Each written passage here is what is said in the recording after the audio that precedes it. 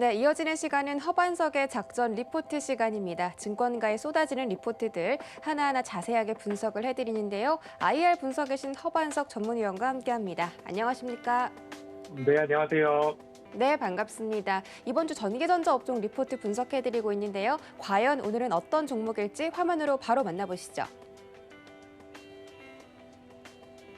네, 오늘의 종목 리포트는 바로 LG전자였습니다. 많은 분들께서 알고 계시는 종목이죠. 삼성전자의 뒤를 잇는 전자 종목인데 사랑해요 LG라는 주제로 이렇게 말하는 게 맞나요? 잘 모르겠습니다. 어쨌든 LG가 왜 이렇게 사랑스러운지 지금부터 자세한 분석 도와주세요. 네, 시작을 로고송과 함께 시작을 해주셨습니다. 누가 이제 사랑해요 LG라는 로고송을 시청자분들께서도 다들 속으로 또는 입으로 흥얼흥얼 거릴 수 있는 그런 멜로디였던 것 같습니다. 앵커님께 대단히 감사 인사를 좀 드리고 싶고요. LG전자를 이제 보면 LG전자의 사업 부문은 6개로 나눠볼 수 있습니다. 홈 어플리케이션과 에어 솔루션이라고 하는 H&A, 냉장고, 세탁기, 에어컨, 공기청정기, 청소기 등이 들어갈 수 있고요. 그리고 HE라고 하는 홈 엔터테인먼트인데요. TV, 오디오, 그리고 홈 뷰티 기기까지 볼 수 있습니다. 그리고 또 한 가지는 VS라고 하는 Vehicle Component Solution입니다. 자동차 부품, 전장 부품 관련된 쪽이고요. BS는 비즈니스 솔루션, 회사, 기업들에서 쓰는 PC, 모니터, 인포메이션 디스플레이, 태양광 패널 등이 들어갈 거고요. LG 이노텍과 종속 기업들이 카메라 모듈과 기판 소재, 모터 센서 등을 담당하고 MC 사업부라고 해서 모바일 커뮤니케이션스가 있었습니다. 하지만 이제 철수를 했죠. 이렇게 스마트폰 사업 철수를 하면서 사업 포트폴리오가 압축이 되었고요. 자동차 부품 등의 성장 산업에 대한 집중적인 투자와 포트폴리오 강화, 적극적인 사업 확장을 LG전자는 해나가고 있다라고 보시면 좋을 것 같습니다. LG전자가 이제 적자 사업부였던, 그리고 만년 LG는 왜 스마트폰을 삼성처럼 만들지 못하는가라는 이야기를 꼬리표를 아예 싹둑 잘라버렸습니다. 1분기 분기 보고서를 기준으로 제가 자주 보고 있는 공장 가동률을 살펴보면 냉장고는 153%, 세탁기는 114%, 에어컨은 계절 수요를 포함해서도 142%, 그리고 홈 엔터테인먼트는 102%, 자동차 VS 관련해서는 96%, 그리고 PC 모니터 관련된 BS, 비즈니스 솔루션에서는 모니터는 124%, 태양광 패널은 55%, LG 이노텍을 비롯한 종속 기업에서 카메라 모듈에서는 68%, 반도체 기판은 98%, 공장 가동률이 100%, 심지어는 150%를 넘어가고 있는 모습들도 보여주고 있기 때문에 LG전자의 주가에 이러한 것들이 고스란히 반영되지 않았나라는 생각이 들고요. 또 한 가지를 이제 LG전자를 살펴보아야 될 부분들은 결국엔 전장사업부, 비이클 솔루션 부문입니다. 결국엔 앞으로 LG전자는 미래 먹거리, 성장 동력, 모멘텀을 이 비이클 솔루션으로 잡았는데요. 마그나와의 합작법인 설립, 조인트 벤처 설립에 대한 부분들이 굉장히 LG그룹 전체에 강하게 작용을 했고 주가들이 모두 다 한 단계 시프트업된 부분들이었습니다. 전장 부품으로는 오디오, 비디오, 내비게이션, 그리고 LCD 클러스터, 계기판을 이야기하죠. 그리고 CID라고 하는 센터 인포메이션 디스플레이는 결국엔 이제 계기판과 중앙에 있는 액정 패널까지도 하나로 일치된 자동차들이 굉장히 많이 나오고 있습니다.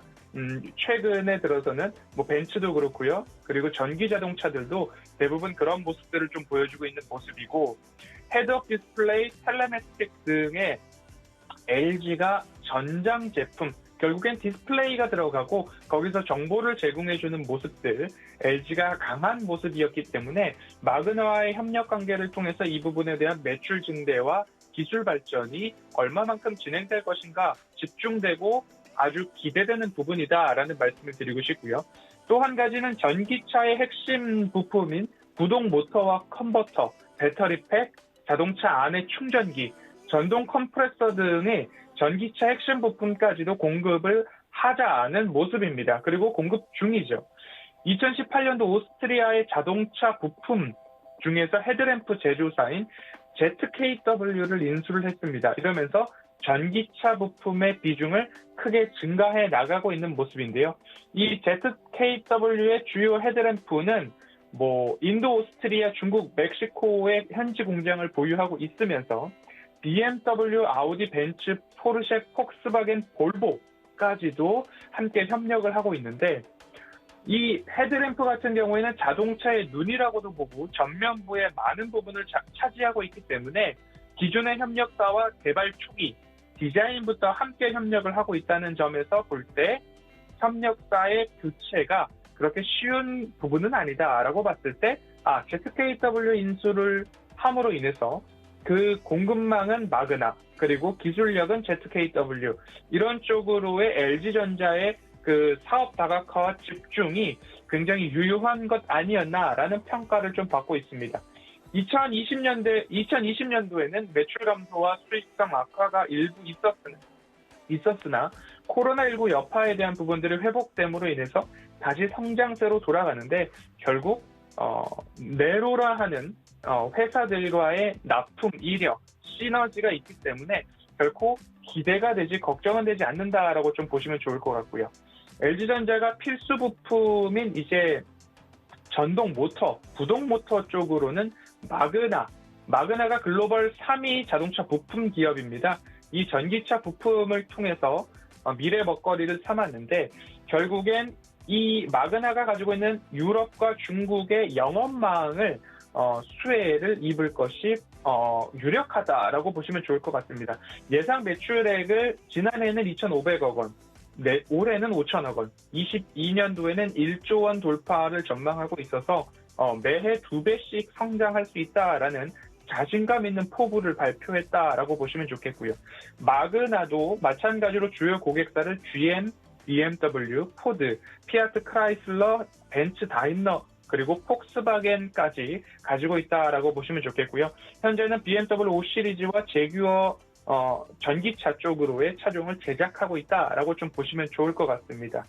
결국 미래 먹거리를 안전하게 조금 차지하고 있는 LG전자이기 때문에 이런 전장 모멘텀이 앞으로 꾸준하게 반영된다면 결론적으로 말씀드리겠지만 지금이 저평가 구간이 아닐까라는 이야기가 1, 2년 뒤에는 나올 수 있다라는 모습이 기대가 되고 있습니다.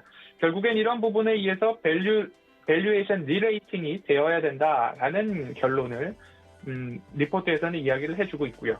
2분기 연속 영업이익 1조 원 돌파를 조금 목전에 두고 있고 목표를 하고 있습니다. 21년도 영업이익 총 전년 대비 43% 증가할 거고 4조 6천억 원을 전망하고 있고요. 22년도 내년에는 올해보다 13% 늘어난 5조 2천억 원의 영업이익을 좀 보고 있습니다.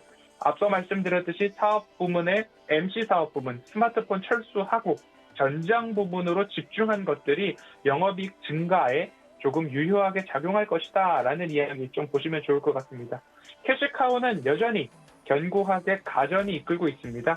하지만 아직까지 PBR 부분에서는 1.43 올해고요. 내년은 1.22 정도를 예상을 하고 있는데, 이러한 부분들이 영업이익의 대부분 51% 이상이 가전이 차지하고 있기 때문에 글로벌 가전업체인 월풀이나 일렉트로룩스와 비교를 했을 때에 이 기업들은 20년도에 3.01배 이런 수준까지 있기 때문에 올해 1.43배 LG전자를 글로벌 가전업체와 비교했을 때에는 앞으로 리레이팅, 밸류에이션 재평가가 일어날 수 있다라는 부분으로 한번 살펴보시면 좋겠고요.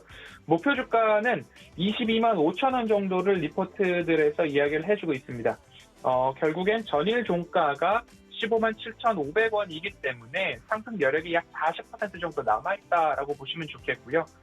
차트를 한번 본다면 굉장히 마그나 이슈로 인해서 급격한 상승을 보였습니다. 그 이후에 횡보하는 추세를 보이고 있는데, 이제는 리레이팅이 되었다라고 한다면 추세선이 현재는 이 파란 색깔 추세선일 텐데 그 전의 추세는 코로나19 여파로 인해서 이 정도의 추세가 나왔겠죠. 그러면 새로운 추세 바닥으로 따져본다라고 한다면 이 구간, 빨간색 동그라미로 제가 표시를 해드리고 있는 구간들이 새로운 추세의 바닥으로 인식이 될 수 있다라고 좀 보시면 좋을 것 같습니다. 10만 원짜리 기업이 15만 원을 넘어가고 있기 때문에 너무 비싼 것 아닌가라는 생각이 들 수도 있는데요.